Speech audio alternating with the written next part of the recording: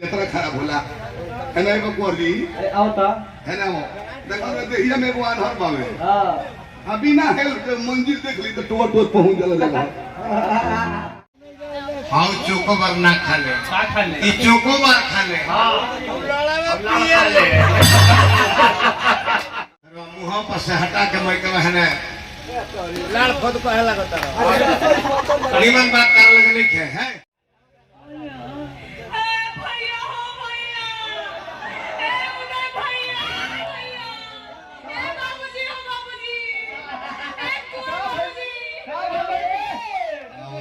ठीक दवाई दे भैया के हो होई के हुआ हम चिन्ह तो के ना ना ना ना वाला का चाहता हूं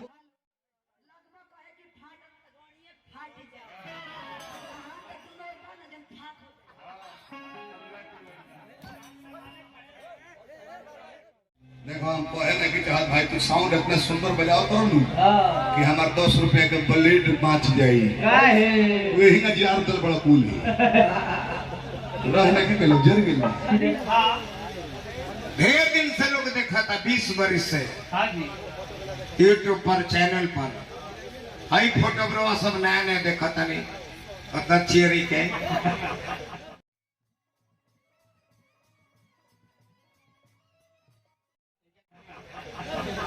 बाकी हाई फोटोग्राफर सब ओठ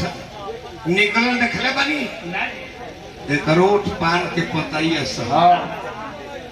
आँख शंख सब हां नाक सुगा के ठोर सब हां गर्दन सुराही जैसा हां करे कि तू कहत रहे कि काद कौन चीज हो चोकोबार तो ना हम जानते नहीं चोकोबार खाती है हाउ चोकोबार ना खा ले ई चोकोबार खा ले हां पिया ले चाहता गाँव घर रही कि गाँव घर छोटी बताओ पहले क्या चाहता है कहा बारे तू तारे के एक बार ना 1000 बार कहले बदी कि एक बार ना 1000 में तू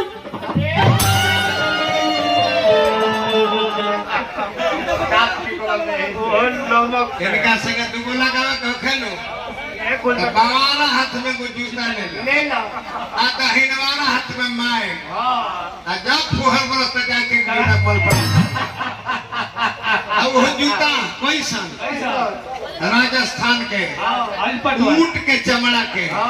जूता नहीं अलपट पर माराई का मलपट पर ब्याह जी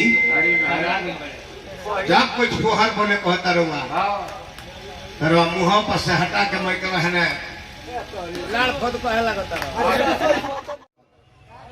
हम पढ़ाई को कि भूमि के मालिक भूमिहार होकर के नहीं दी तो चल ली तब तो मैं संदेश दे रही पैसा दे तो भूमिहार के एकरा का तो भूमिहार रे पैसा देनी हमने भूमिहार को तो समझौले रहन तारा ये को बिरादरी के कहनी है तारा बाउर लागल आ तू संपूर्ण जाति के हर एक विकलांग के दिगाओ तो तारा लाग निकल हम तारा के इतना बेवकूफ ब्यास ये को कहने है कि तो जब वो ओरिजिनल बात तक बहुत लगोई हां आई समस्त विकलांग को गाड़ी देता रहे कि जतरा खराब होला है ना को कोरी अरे आओ तो है ना वो देखो रे देहिया में वान हर बावे हां अभी ना हेल्थ मंजिल देख ली तो टोट टोट पहुंच जाला जगह